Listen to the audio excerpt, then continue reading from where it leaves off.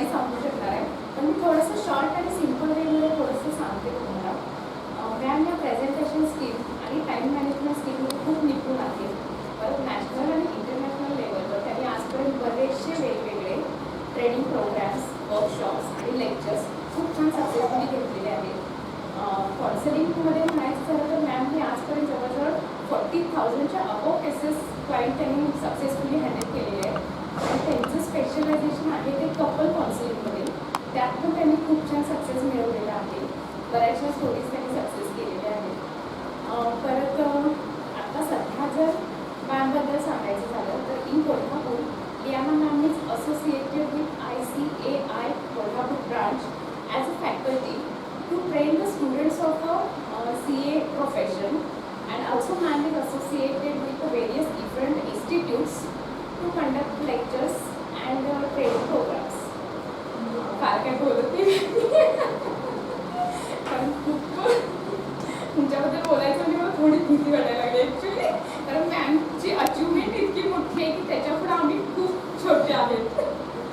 त्यामुळे जास्त वेळ न घेता मी ॲक्च्युली मॅमना 2 वर्षापासून ओळखते, मी मॅमना ऐकलेलं आहे आणि त्यांच्याकडून मला बऱ्याच पॉझिटिव्ह वाईब्स मिळालेल्या आहेत आणि त्याचा खूप फायदा झाला आहे मला. मी आज अशी आशा करते की त्यांना आज ऐकल्यावर तुम्हाला पण त्या पॉझिटिव्हिटी मिळतील सगळ्या आणि तुम्हाला पण लक्षात येईल की ॲक्च्युली मॅम काय आहे ते. त्यामुळे तुम्ही ऐका आणि आम्हाला तुमचा लाभ दिल्याबद्दल, व्याख्यान ऐकायचा लाभ मिळाल्याबद्दल थँक्यू मॅम.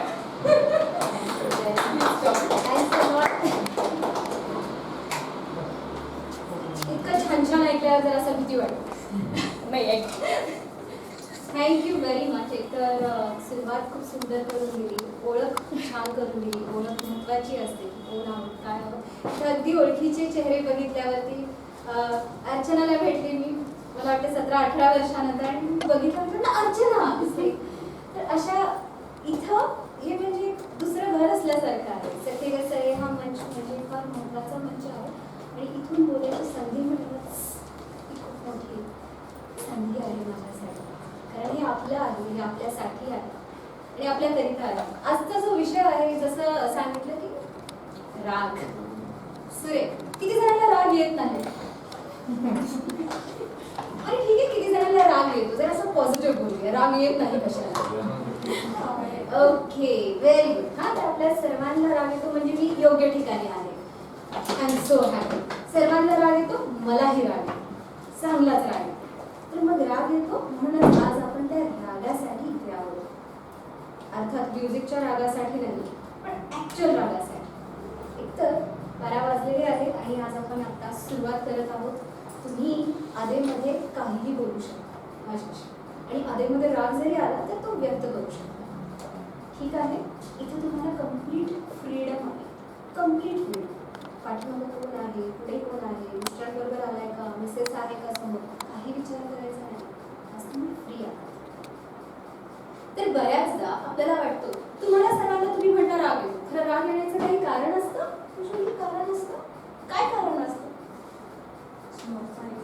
समोरचा that is the basic thing. समोरचा व्यक्ती काय आहे, आपलं ऐकत नाही. आता तो समोरच्या व्यक्तीला जरी आपण विचारलं, बाळ तुला का राग येतो, तर तो समोरचा ऐकत नाही. That is the basic thing. आज आपण जे करणार आहोत, बऱ्याचदा आपण ऐकलेले आहे मॅनेजमेंट किंवा अँगर मॅनेजमेंट हा विषय आपण बघू. आज जे आपण पाहणार आहोत ते म्हणजे युटिलायझेशन ऑफ अँगर. प्रत्येक इमोशनमध्ये, मानवतेच्या ह्याच्यामध्ये जडणघडण झालेली आहे, त्या सायकोलॉजीमधून इमोशन्स बाहेर पडतात. त्या इमोशनमध्ये अँगर हा एक फार महत्त्वाचा इमोशन आहे. अँगर is one of the most important emotion. ठीक आहे, असं का म्हणत आहोत आपण, जरासा बघूया. तुम्हाला सर्वांना न्यूजपेपर वाचल्यावर राग येतो? राग येतो? काय होत आहे, आपल्याच लेकरांना इंजेक्शन दिलं, असं का व्हायला लागलंय, जिच्यावर प्रेम केलं तिच्यावर संशय करून मारून टाकलं, राग येतो की नाही?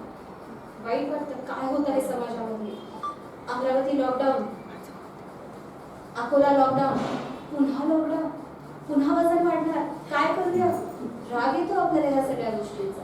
पण तोच राग आपण वेगवेगळ्या वतीने, वेगवेगळ्या प्रेरणा स्तोत्र घेऊन कसा वापरू शकतो, काय करू शकता, आज ते आपण बघणार आहोत. पण त्याआधी राग राग येतो का? कशासाठी? राग आल्यावर आपल्यात कुठले कुठले बदल होतात, कुठले कुठले चेंजेस होतात, एक व्यक्ती म्हणून आपल्यामध्ये कोणते कोणते चेंजेस होतात ते सुद्धा. आता एनर्जी, वेगवेगळे एनर्जी रिसोर्सेस कुठले कुठले असतात आपल्या नॅचरल ह्याच्यामध्ये रिसोर्सेस? प्राणवायू, येस. अजून अन्न, येस. अजून सोलर एनर्जी, वॉटर, एअर, हे सगळे एनर्जी रिसोर्सेस आहेत. तसंच ह्युमन बॉडीमध्ये कुठले एनर्जी रिसोर्सेस आहेत जे आपल्या आतमध्ये आहेत? One sorry, mind, mind. Okay, mind मध्ये थॉट्स, थॉट्स. ओके, जे आपले पुढचे लेक्चर होणार आहेत ते कुठल्या अनुषंगाने, कुठल्या थीम वरती बेस्ड आहे? जे आपले पुढचे लेक्चर्स होणार आहेत ते स्पिरिच्युअल गोष्टींवर बेस आहे, स्पिरिच्युअल गोष्टींवर बेसिस आहे.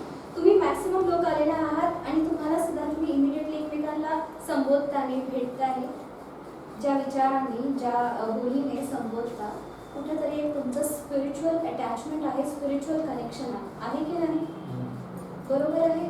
आपल्या घरामध्ये, आपल्या शेजार पाजारी कुणाला काही आजार वगैरे झाला तर आले तेव्हा जरासा काहीतरी होते. एक पर्टिक्युलर एनर्जी, मी म्हणत नाहीये की एक पर्टिक्युलर धर्म, पर्टिक्युलर देव असं मी म्हणत नाहीये, पण एक पर्टिक्युलर एनर्जीवर ज्याच्यावर आपण नितांत विश्वास, आणि तो एक आपल्याला ती एक ऊर्जा देते, ती एक एनर्जी येते. Nothing but the spiritual energy. प्रत्येकासाठी, आपल्या प्रत्येकासाठी एक स्पिरिच्युअल एनर्जी ही वेगळ्या प्रकारची असते. काही जण म्हणतील ऐश्वर्यामध्ये मी नाही का असं पहाडावरती जाईल, सिंहगडावरती जाईल आणि मग मी शांत बसेल आणि आय विल मेडिटेट अँड मला ती एनर्जी मिळत आहे. काही जणांना वाटेल हे कशाला पाहिजे, मी नाही का रॉक अँड रोल गार्डनमध्ये जाईल, तिथं मोठ्या मोठ्याने म्युझिक असते, I will feel that spiritual energy. प्रत्येकाचा व्ह्यू पॉईंट वेगळा आहे, प्रत्येकाची गरज वेगळी आहे, त्यानुसार तुमची स्पिरिच्युअल एनर्जी कॅपॅसिटेट होत जाते. तुमच्यासाठी काय आहे स्पिरिच्युअल एनर्जी?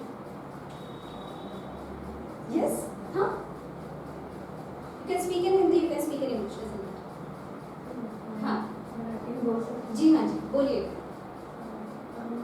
भगवान के सामने जब बैठ के चैंटिंग करते हैं तो उसमें एक अलग एनर्जी फील होती है, एक अलग सी एनर्जी फील हो जाती है. जो भी एनर्जी है वो फील होती है हमें, उसका हमें एक्चुअल में feel, we can not see it but we can feel that energy.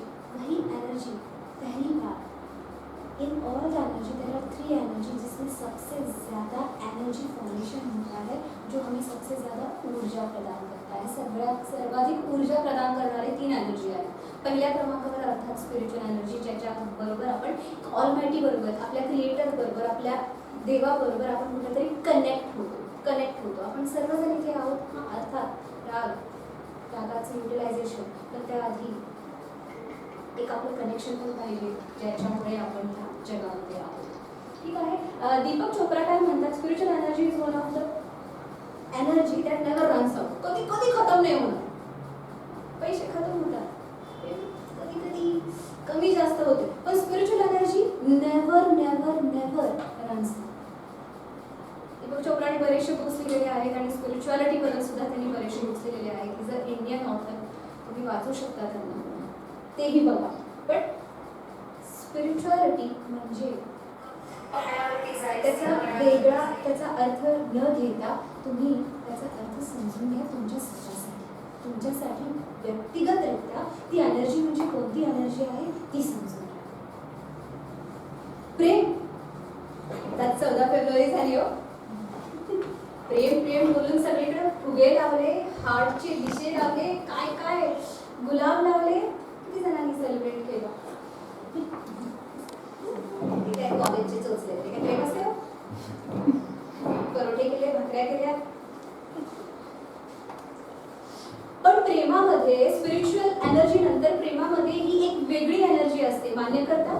त्याच्यामुळेच तुम्ही सॅक्रिफायस नेचर तुमचं असतं.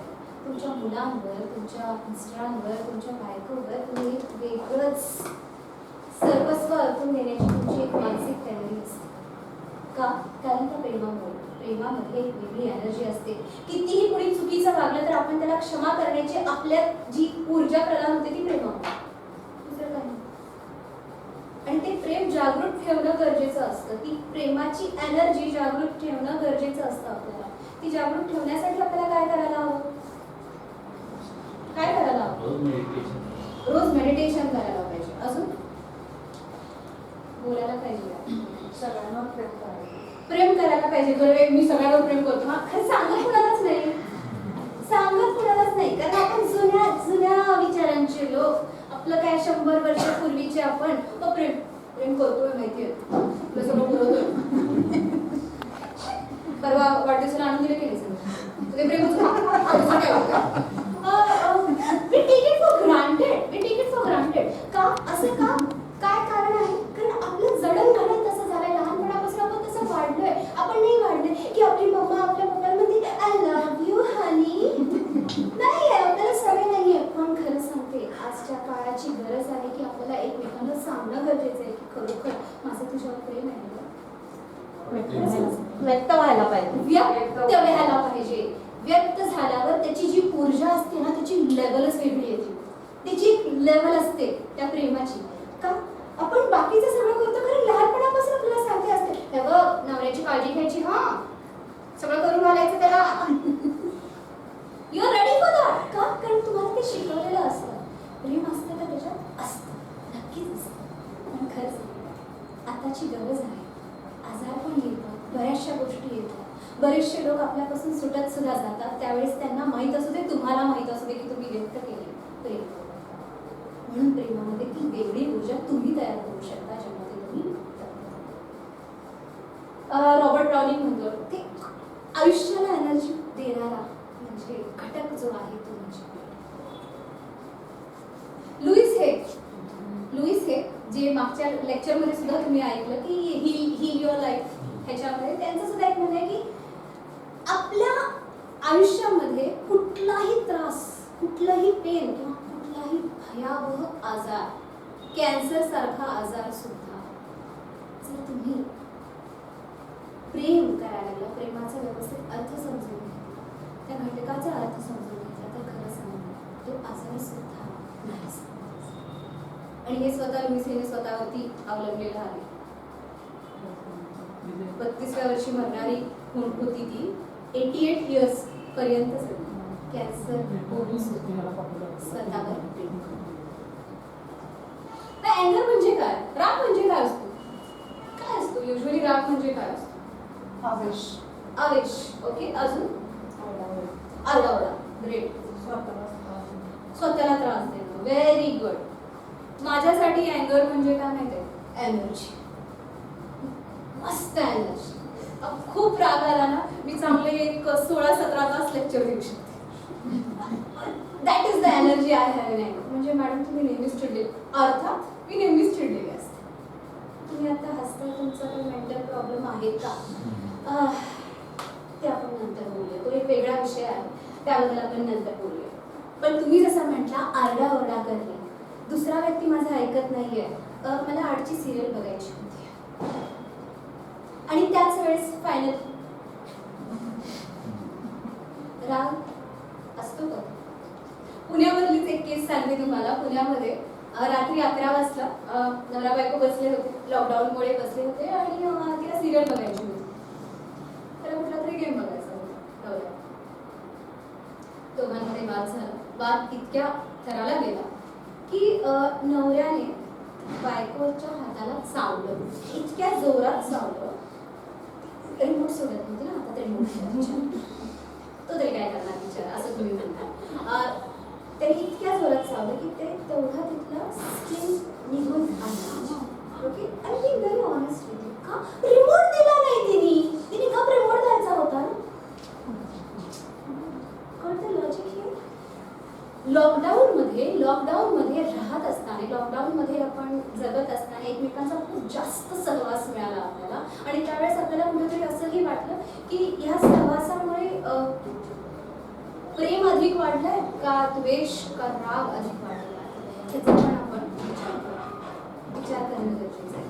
तुम्हाला असं वाटेल की मी हे उदाहरण का देत आहे, कारण राग साध्या रिमोटवरून सुद्धा होतो, साध्या रिमोटवरून सुद्धा होतो. असे बरेच जण म्हणतात मला राग येत नाही, रिमोट पाहिजे, घे टीव्ही पाहिजे, बघ, असं सुद्धा आय डोंट केअर ॲटिट्यूडमध्ये सुद्धा आपण जातो. त्याच्याही पलीकडे आज आपण जाणार आहोत.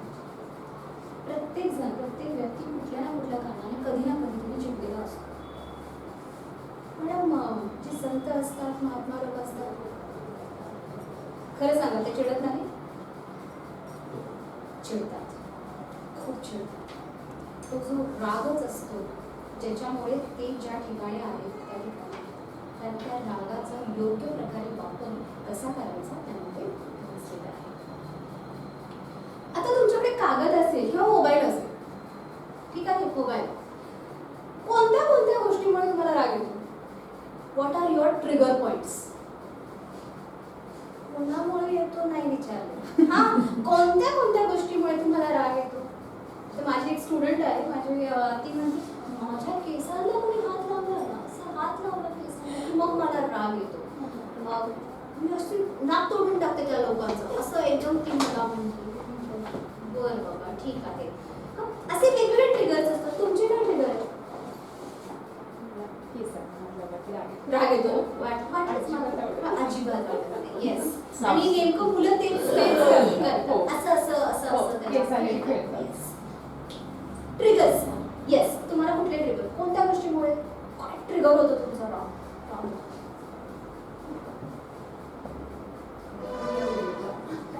ठीक आहे, नो प्रॉब्लेम. येस, सांगा. उगाचच खोट काढणे. म्हणजे जसं जसं हे तू नाही केलंस, ते करायला पाहिजे असं असं उगाच कोणीतरी म्हटलं. हां, म्हणजे खरोखर केलं नसतं ना ते? केलेलं असतं. आम्ही असंच का केलं? असंच करतो. आपल्या प्रमाणात आपण केलेलं असतं, पण ते समोरच्यांना वाटतं की नाही, तेव्हा समजून घेतलं. बरं, तर त्यावेळेस तुम्हाला राग, दुसऱ्या व्यक्तीने तुम्हाला समजून घेतलं नाही तर तुम्हाला राग, बरोबर आहे? येस, तुम्हाला कधी राग? ट्रिगर. समोरचा खोटं बोलत असेल, समोरचा व्यक्ती खोटं बोलत असेल माझ्या बरोबर तर तुम्हाला राग येतो, बरोबर? येस. आपण करून सुद्धा दुसऱ्या व्यक्तीला आपली किंमत नसली की आपल्याला राग येतो. तर दुसरा व्यक्ती मला समजून घेत नाही, दुसऱ्या व्यक्तीने मला खोटं बोललं, आपण कितीही केलं तर दुसऱ्याची किंमतच नाही आपली, तर म्हणून राग येतो. चालेल, काय हरकत नाही. तुम्हाला कधी राग?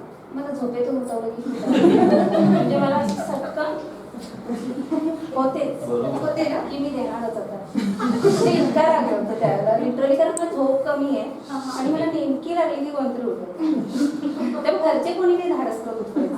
बाहेर बेडरूम मध्ये आग पण येत नाही घरचे. किती जणांना ते वेगवेगळ्या प्रकारे तुम्ही मारलेलं आहे? झाले, ते लग्नाच्या आधी झाले, बऱ्याच झाले. Very good, I am proud of utilization of अँगर, दॅट्स व्हॉट इट इज. झोपेतून जर त्या झोपल्या तर प्लीज नाही ना, मग ठीक आहे. येस, केसांना हात लावला तर अजून कुठल्या गोष्टी ट्रिगर आहे? मला असं मी छान बोलत असते मुलग्याशी माझा आणि माझा मुलगा जर चिडून बोलत असेल ना तर माझं ओके, मुलगा जर मुलगा चिडला तर राग येतो. कुणीतरी मला झोपेतून उठवलं तर मला राग येतो. येस, मी साफसफाई केली आणि त्यात येऊन जर मोठे असो लहान असो आणि कोणी घाण केली ना तर अतिशय राग येतो. बापरे, मी समजू शकते दुःख ते. येस, कुणीतरी घाण केलं, कुणीतरी घाण केलं तर मला राग येतो. येस, माझ्या आवडीची जी लोक आहेत, मी ज्यांच्यावर फार प्रेम करते त्यांच्यावर जर कोणीही बोललं तर मला नाही आवडत. मी बोललं तर चालते, दुसऱ्यांनी नाही बोलायचं असं. त्यांच्या ओळखीचे लोक माहीत करून कुणीतरी बोललं तर राग येतो आपल्याला. येस, ज्या त्या वस्तू ज्या त्या जागेला नाही दिसल्या की राग येतो. मग ते कोणीही ठेव, दुसऱ्यांनी किंवा मी स्वतः जरी नाही ठेवू शकले तर माझं मला चिडचिड. चालेल, पण जर दुसऱ्याने जर ठेवलं तर मग जरा जास्त चिडचिड. येस, आपण येस. मनावर इथं कुठली गोष्ट घडली, एक्सपेक्टेशन आहे ती पूर्ण होत नाही, म्हणजे समोरच्या व्यक्तीने आपल्या एक्सपेक्टेशन नुसार व्यवस्थित केलं नाही तर आपल्याला राग. येस, एक ही गोष्ट सारखं सांगितलं तरी पण समोरचा फरक पडत नाही, त्याला फरक पडत नाही, मग खूप राग येतो. बरं, समोरच्या व्यक्तीला कंटिन्युअस आपण सांगून सुद्धा कळत नाही, समजत नाही, ऐकून घेतली मग आपल्याला राग. बरं, ठीक आहे. हा समोरचा व्यक्ती कोण आहे जरा असं समजून घ्यायला पाहिजे आपल्याला. येस, बोलताना कोणी इंटरप्ट केला आणि स्वतःचा शांतपणा राखायला लागला, ऐकून नाही घेतलं, पहिलाच बडबड करायला लागला आणि इंटरप्ट करत राहिलं सारखं. Okay, very good. येस, मी काही गोष्टी ठरवते की आज आपण या गोष्टी वेळेत करायची किंवा आणि ते जर झालं नाही माझ्याकडून तर माझी खूप चिडचिड होते किंवा तुमची? माझी स्वतःची. आणि किंवा मी माझी तब्येत वगैरे ठीक नसेल तर माझं रोज डेली रुटीन असं माझं ठरलेलं असतं की हे या टाईमला करायचं आणि मग त्या दिवशी मी करू शकत नाही म्हणजे झोप नसेल किंवा काय तर पण खूप माझी चिडचिड होते. Thank you very much. येस, अच्छा. काही गोष्टी स्वतः न करताही प्रिटेंड करणे की मी केलंय अशी लोक जे वागतात त्याचं राहील. अशी लोक जेव्हा तसं वागतात तेव्हा येस, थँक्यू व्हेरी मच. मला माझ्या बेड आणि बाथरूम कुणावर म्हणजे दुसरी माझी मुलं किंवा बाहेरची कॉल नाही आवडत मला. शेअर करायला नाही. ओके, म्हणजे दुसरं कुणी म्हणजे माझ्या माझ्या bedroom मध्ये- मुलं जरी बेडवर येऊन बसली तरी नाही मला आवडत. Okay. Fine, काही हरकत नाही. येस. आपण एखादी गोष्ट व्यवस्थित सांगत असतो समोरच्या माणसाला हम्म. छान प्रेझेंट करून आणि ज्यावेळी तो व्यक्ती ऐकत नाही फोनमध्ये बघत असतो किंवा हम्म. आपलं काम करत असतो त्यावेळी म्हणजे राग येतो, प्रचंड येतो. ग्रेट. हां, ठीक आहे. अजून कुणाचं असं सांगायचं तुम्हाला? तर आपले एक्सपेक्टेशन जे आहेत हां हां ते जर फुलफिल नाही होत असले हां हां. तर राग येतो. ती मग व्यक्ती कुणी असो. बरं, चालेल. पाठीमागे. येस. आपण कोणाशी तरी बोलतोय तर समोरची व्यक्ती आपल्याला निग्लेक्ट करते. ओके, तेव्हा राग येतो. Yes, thank you. मला माझ्या टॉवेलला कुणी हात लावला ठीक आहे. येस. ज्या वेळेला एखादी गोष्ट परत परत सांगते मी की करायला पाहिजे दोनदा सांगितली तीनदा सांगितली तरी पण जर नाही झालं तर मग मला राग येतो. पण मी कंट्रोल करायचा प्रयत्न करते. बरं, ठीक आहे. आज आपण एक करायचं की काय कंट्रोल मी करायचं? अजून एक ऐकलंय. येस. Yes. माझा एक फ्रेंड आहे तर त्याला काय होतं की तो सांगत असताना मध्ये तोडायचं नाही. हां, मध्ये तोडलं ना की त्यांचं कसं असतं की आधी मला बोलून दे मग त्याच्यावर तुम्ही बोला असं आमच्यामध्ये चाललेलं असतं. पण मध्ये तोडलं ना की प्रचंड होते मग ते पुढे नाहीच जात. ओके. किती महत्त्वाचा विषय असेल तर नाही आता नाही बोलणार. तर हा एक हां thank you for sharing. Similar right अशा. ओके, चालेल. आता ह्या सगळ्या गोष्टी आपण बघितल्या पाहिल्या. 99% इथं उपस्थित असलेले सर्वजणांचं काय म्हणणं आहे की समोरच्या व्यक्तीने माझ्या एक्सपेक्टेशननुसार समोरच्या व्यक्ती जर खोटा बोलला, समोरच्या व्यक्तीला मी काही केलेलं त्याचं हे केलेलं नाही, समोरच्या व्यक्तीने मला झोपेतून उठवलं, माझ्या केसाला समोरच्या व्यक्तीने हात लावला, जर समोरच्या व्यक्तीने घाण केलं, स्वच्छ केलेलं, all these things, what is it? समोरची व्यक्ती. आता ही समोरची व्यक्ती कोण आहे? कुणीही. पण आपण नाही. 99% हे आपण आता पाहिलेलं आहे. म्हणजे आपला ट्रिगर कोण आहे? समोरची व्यक्ती. म्हणजे अंदमान निकोबार किंवा लक्षद्वीप खूप चांगलं ठिकाण आहे. विचार करा. समोरची व्यक्ती नसते, आपणच असतो. ठीक आहे. काही लोकांना काही गोष्टीचा राग येतो, काही लोकांना त्याच गोष्टीचा राग येऊ शकतो. कारण असं हे तुम्हाला झोपेतून जर तुम्ही उठवलं रात्री वेळात मला राग येत नाही, नंतर येऊ शकतो. ठीक आहे, फाईन. Let's go ahead. आता आपण एक लिस्ट काढली आहे सगळ्यांचीच, प्रत्येकाला वेगवेगळ्या कारणांसाठी. पण हे तुम्ही एक एक छोटे छोटे कारणे सांगितले. त्याबरोबरच आपण वेगवेगळ्या कारणांसाठी सुद्धा आपल्याला राग येण्याची शक्यता असते. सो काय करू शकतो आपण? लक्षद्वीप सांगितलं असेल. Lakshadweep, we can consider Lakshadweep और अंदमान निकोबार. खूप चांगलं ठिकाण आहे, खूप सुंदर असं ठिकाण आहे. एकांतात तुम्ही तिथे राहू शकता, कुणाचाही त्रास नाही आणि कुणीही तुम्ही स्वच्छ केलेलं खराब करणार नाही, कुणीही तुम्हाला झोपेतून उठवणार नाही, कुणीही तुमच्या केसांना स्पर्श करणार नाही. You can just avoid.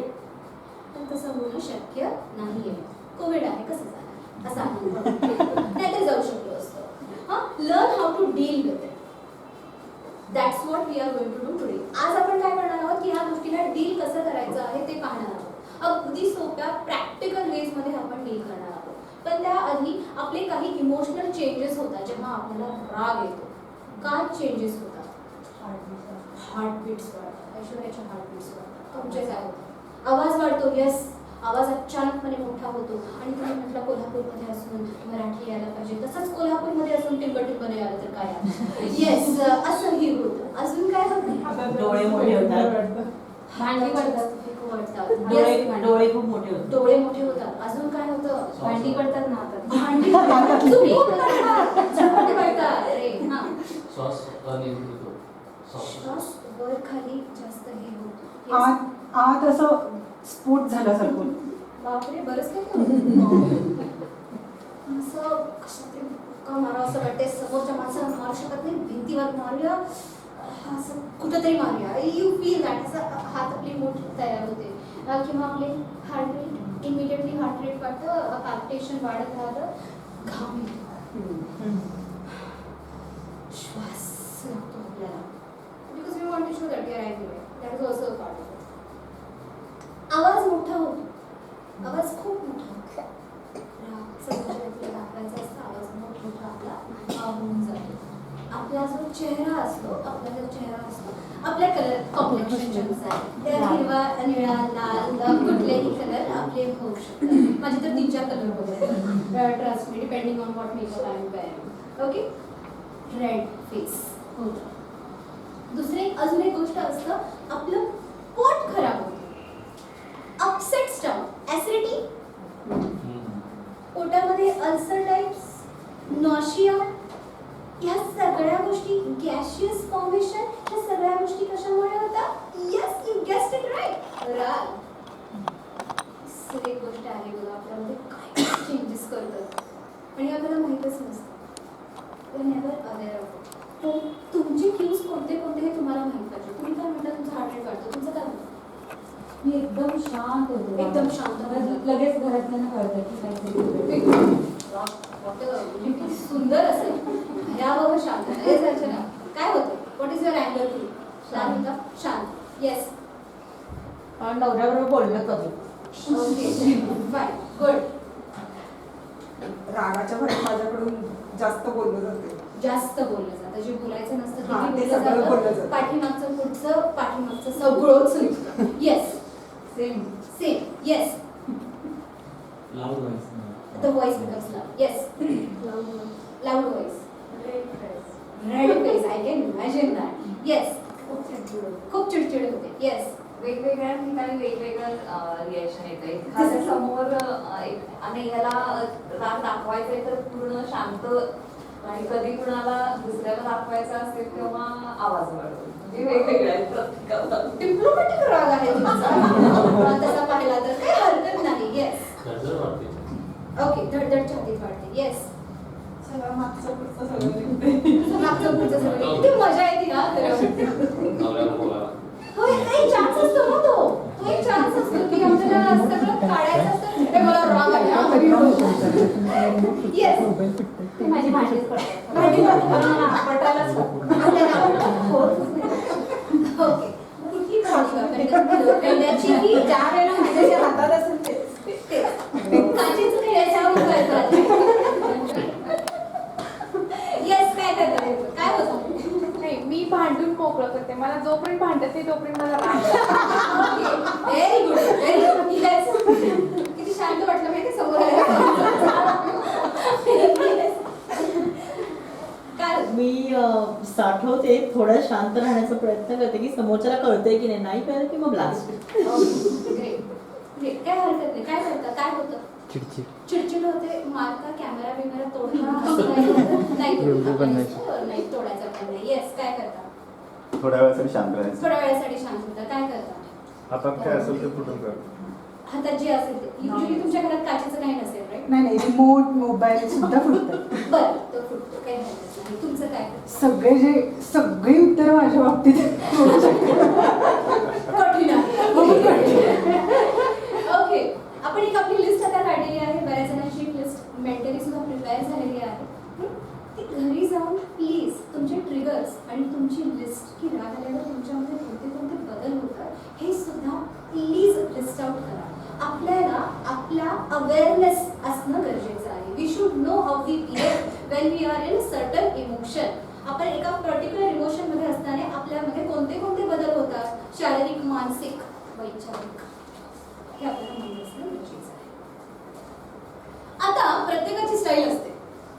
Okay, we have talked about की कुठला ट्रिगर आहे. त्याच्यानंतर आपण बघितलेलं आहे की अँगर आल्यानंतर, आपल्याला राग आल्यानंतर आपल्यामध्ये फिजिकली, इमोशनली कोणते बदल होतात हेही पाहिलेलं आहे. आता आपल्या अँगरची स्टाईल कोणती? तुम्ही जे ट्रिगर आणि क्यूज सांगितलेले आहेत ना त्याच्यानुसार तुमची स्टाईल आहे. स्टाईल्स बरेच आहेत पण आपण आज 3 पाहणार आहोत आणि त्या 3 स्टाईल्सला कसं आपण व्यवस्थित प्रकारे युटिलाइज करायचं ते सुद्धा पाहणार आहोत.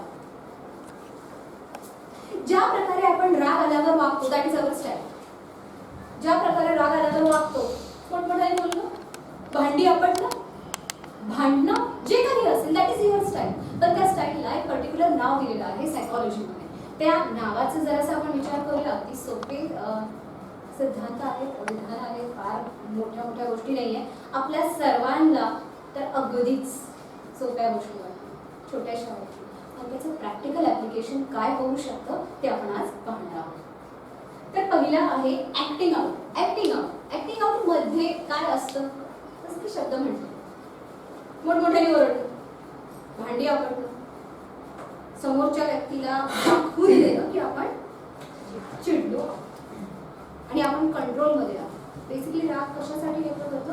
आपला कंट्रोल इतरांवर दाखवण्यासाठी, दर्शवण्यासाठी, त्या एन्व्हायरमेंटवर दाखवण्यासाठी हा राग प्रकट केला जातो. दुसरा असतो डम्पिंग. मला डम्पिंगचा अर्थ कोणी सांगणार आहे का? मनात साठवून ठेवणं. मनात साठवून ठेवणं. डम्पिंग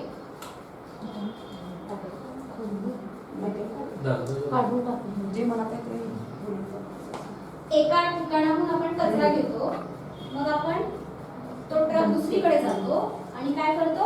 डंप करतो. म्हणजेच काय करतो? सगळं साठवून घेतो. आधी साठवून घेतो. साठवून काय करतो? एका ठिकाणी जातो. कोणत्या ठिकाणी जातो? Me talk about it. त्या ठिकाणी जाऊन तो कचरा काय करतो? आपण टाकून देतो, डंप करतो. हा डम्पिंग ट्रक असतो. आपल्याकडून सगळा कचरा गोळा करतो आणि मग तो डम्पिंग एरियामध्ये जाऊन डंप करतो जिथं त्याला सोयीस्कर आहे. So that is dumping. आता बरिंग जे आहे, बरिंग म्हणजे काय? लिटरल अर्थ बरिंग पुरणे. पुरणेच्या थोडंसं पलीकडे जाऊया. नुसतं बरिंग म्हणजे पुरणे नाही.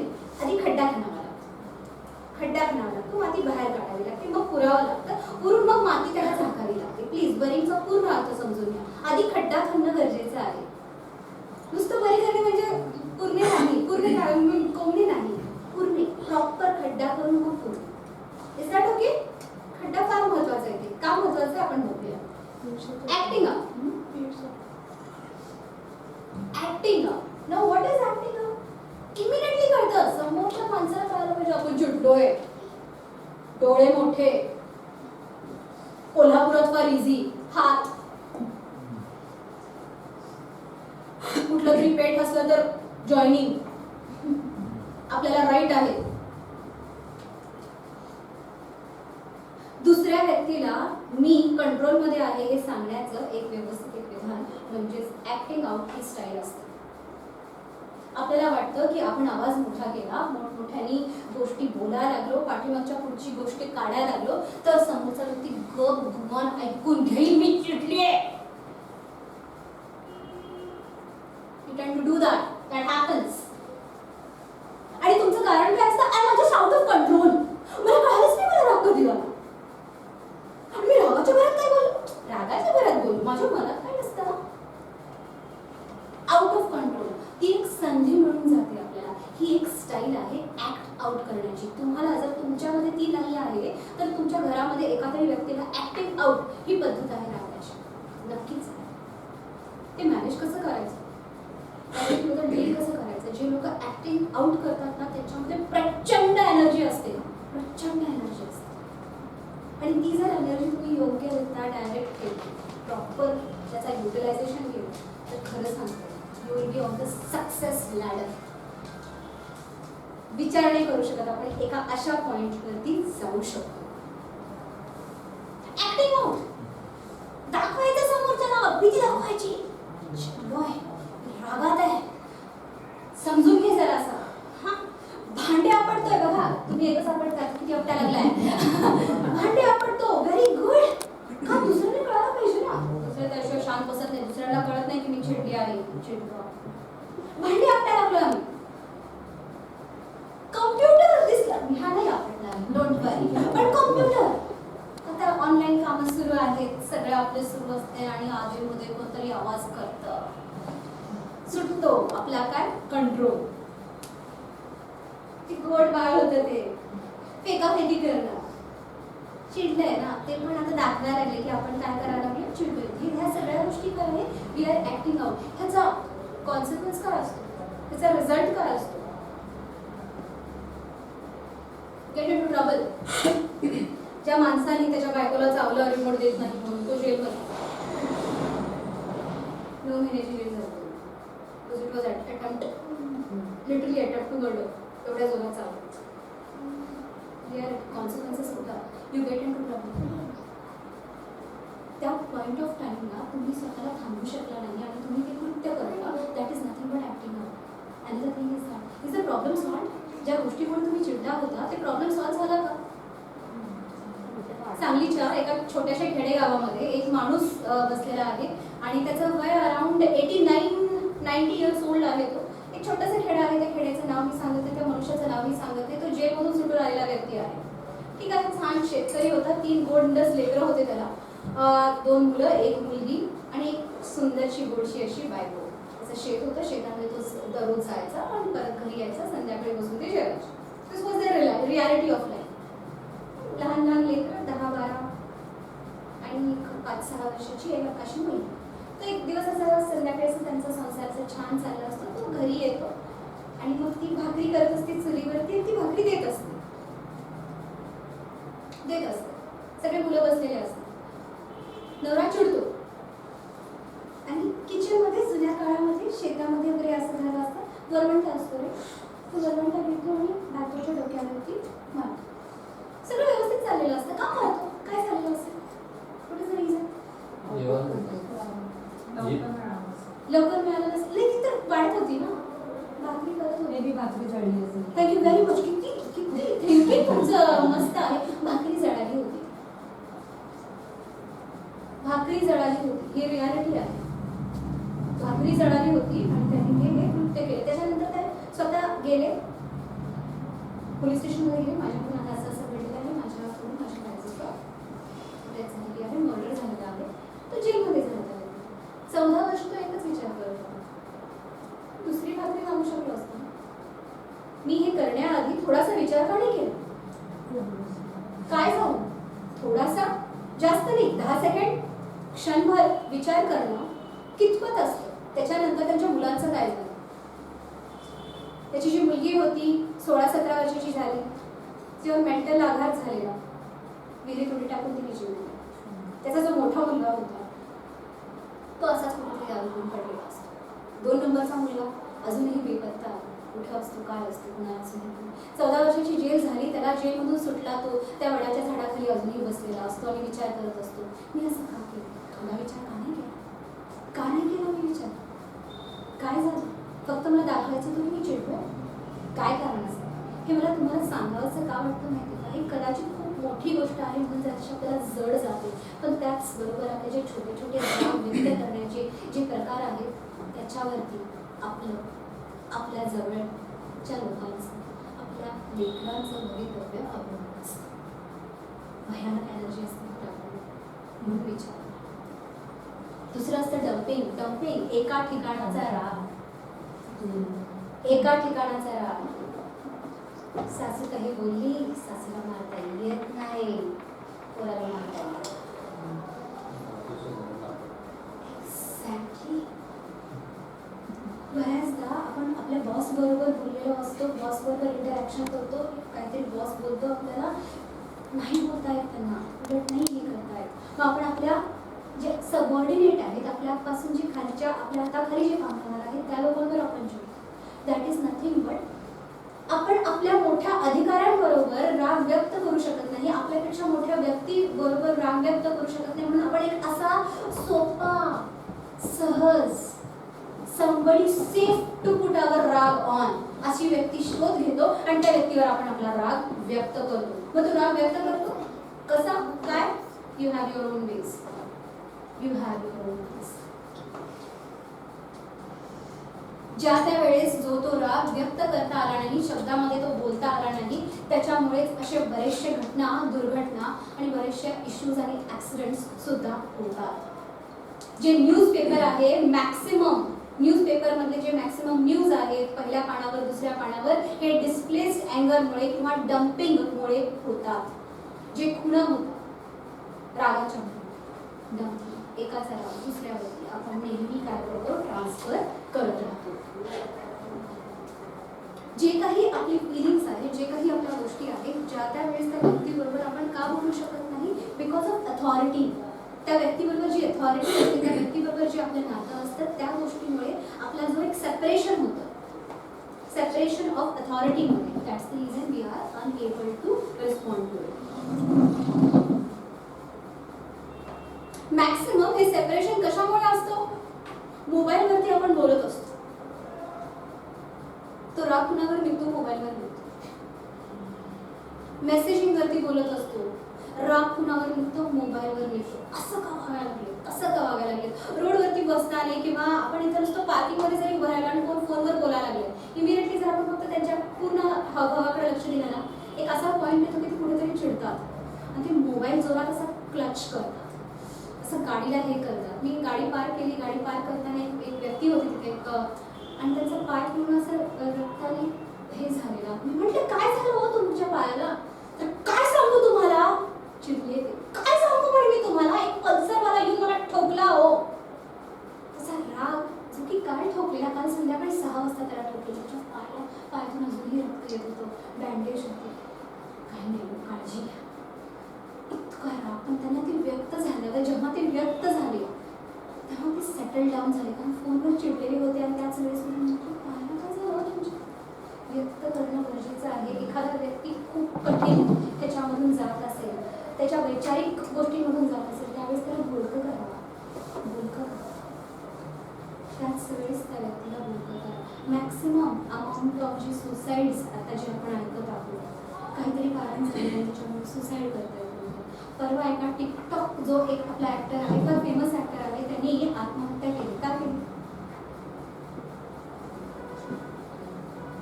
प्रेम प्रकरणामध्ये. ते जाऊ दे, प्रेम प्रकरण, तो फोनवर बोलत होता. त्याची गर्लफ्रेंड म्हणते चल रे चाल, मी नाही का ट्रेन खाली चिंतू दे रे, तुला काय करायचं ते कर. फोन अजून चालू आहे, फोन चालू आहे. फोन चालू असताना तो फोन तिथे ठेवून तो रेल्वे ट्रॅकवरती झोपला. 25-26 वर्षाचा तरुण मुलगा, टिकटॉक वरती अगदी फेमस असणारा जो मुलगा. राग हो, कुणाचा राग? त्यांनी स्वतःचं आयुष्य घेतलं. त्या मुलीवरती राग की तू मला काय समजते, तुला वाटतं माझ्या दम नाहीये, हिंमत नाहीये, थांब तुला करून दाखवतो. कुणाला दाखवतो, कुणाला दाखवतो? गेला ना. तुमची मुलं बऱ्याचदा, मॅक्सिमम लोकांना लेकरं असणार, मोबाईल सुटत नाही, सारखा मोबाईल घेऊन बसणार आहे. त्यांची स्कूल ऑनलाईन,